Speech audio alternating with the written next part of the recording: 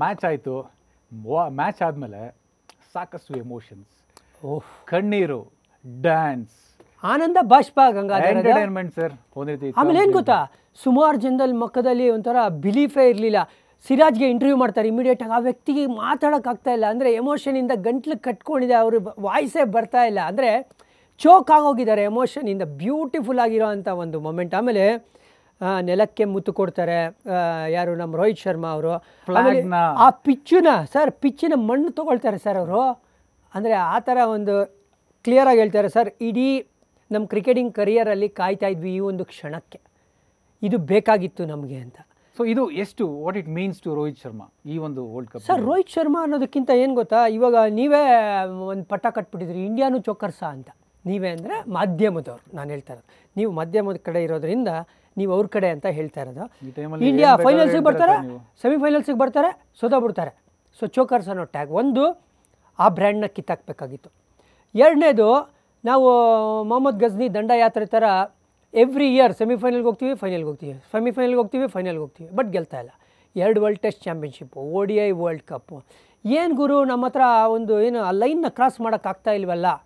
ಇಡೀ 2-3 ಏನು ಹೇಳ್ತೀರಾ ಜನ್ರೇಷನ್ಗೆ ಆ ಬಿಲೀಫು ಸಿಕ್ಕೇ ಇಲ್ಲ. ಈಗ ನೋಡಿ, ರಾಹುಲ್ ದ್ರಾವಿಡ್ ತಮ್ಮ ಎಂಟೈರ್ ಕ್ರಿಕೆಟಿಂಗ್ ಕರಿಯರಲ್ಲಿ ಈ ಕ್ಷಣ ನೋಡೇ ಇಲ್ಲ, ಬಟ್ ಆ್ಯಸ್ ಎ ಕೋಚ್ ಈ ಕ್ಷಣ ಸಿಗ್ತಾಯಿಲ್ಲ. ಅವರು ಮಕ್ಕಳನ್ನು ನೀವು ನೋಡಬೇಕಾಗಿದ್ದು, ಸಂತೋಷದಿಂದ ಅದು ವಾಲ್ಕೆನೋ ಥರ ಎರೆಪ್ಟ್ ಆಗಬೇಕಾಗಿತ್ತು, ಬಟ್ ಆದ್ರೂ ಕಂಟ್ರೋಲ್ ಮಾಡ್ಕೊಂಡಿದ್ರು ರಾಹುಲ್ ದ್ರಾವಿಡ್. ಸರ್, ಇಲ್ಲಿ ತುಂಬ ಜನ ಅಂದರೆ ರೋಹಿತ್ ಶರ್ಮಾ ಇರ್ಬೋದು, ವಿರಾಟ್ ಕೊಹ್ಲಿ, ಹಾರ್ದಿಕ್ ಪಾಂಡ್ಯ ಕಣ್ಣೀರಾಗ್ತಾರೆ. ಹೌದು, ತುಂಬ ತುಂಬ ತುಂಬ ಎಮೋಷನಲ್ ಆಗ್ತಾರೆ. ಈ ಒಂದು ವರ್ಲ್ಡ್ ಕಪ್ಗೆ ಅವರು ಆಗದಂಥ ಒಂದು ಶ್ರಮ, ಲಾಸ್ಟ್ 2-3 ವರ್ಷಗಳಲ್ಲಿ ಅವರೊಂದು ಪ್ಲ್ಯಾನ್ ಎಲ್ಲ ಕೂಡ ಸಕ್ಸಸ್ ಆಗುತ್ತೆ. ಪ್ಲೇಯರ್ಸ್ ತುಂಬ ಎಮೋಷನಲ್ ಆಗಿಬಿಡ್ತಾರೆ. ವಿರಾಟ್ ಕೊಹ್ಲಿ ಅಂತೂ ಹೆಂಗೆ ಅಂದರೆ ಕೈನ ಮುಖಕ್ಕೆ ಇಟ್ಕೊಂಡು ಒಂದು ತುಂಬ ತುಂಬ ಖುಷಿ ಆದರೂ ಬರುತ್ತಲ್ಲ ಕಣ್ಣೀರು ನಿಮಗೆ. ಹೌದು. ಆಮೇಲೆ ಮಗಳಿಗೆ ಅವರ ಅಥವಾ ವೈಫ್ಗೆ ವಿಡಿಯೋ ಕಾಲ್ ಮಾಡೋ ಮೂಲಕ ಅವರು ಕಣ್ಣೀರಾಗ್ತಾರೆ. ರೋಹಿತ್ ಶರ್ಮಾ ಕೂಡ ಕಣ್ಣೀರಾಗ್ತಾರೆ, ಅವರ ಒಂದು ವೈಫ್ನ ಹಗ್ ಮಾಡ್ಕೊತಾರೆ.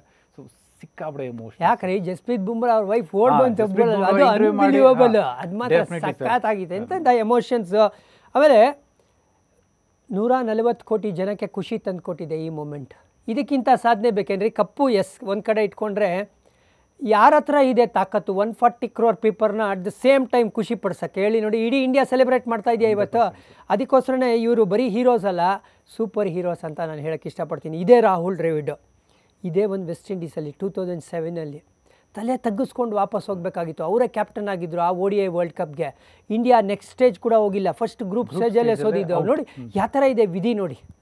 ದೇವರ ಆಟ ಬಲ್ಲವರಾರು ಅಂತ ಎಕ್ಸಾಕ್ಟ್ಲಿ ಅದೇ ವೆಸ್ಟ್ ಇಂಡೀಸಲ್ಲಿ ಇವರು ಪ್ರಾಬಬ್ಲಿ ತಮ್ಮ ಕ್ರಿಕೆಟಿಂಗ್ ಕರಿಯರ್ನ ಬೆಸ್ಟ್ ಮೂಮೆಂಟ್ನ ನೋಡ್ತಾರೆ. ವರ್ಸ್ಟ್ ಮೂಮೆಂಟ್ ಆಗಿದ್ದು ಇಲ್ಲೇ, ಬೆಸ್ಟ್ ಮೂಮೆಂಟು ಇಲ್ಲೇ ಆಗಿದೆ. ಸೊ ಹಾಗಾಗಿ ಎಲ್ಲ ಇಲ್ಲಿ ನೋಡ್ಕೊಂಡ್ಬಿಡುತ್ತೆ ನೇಚರ್, ಇಲ್ಲೇ ಲೆವೆಲ್ ಆಗೋಗ್ಲಿ ಅಂತ. Definitely sir.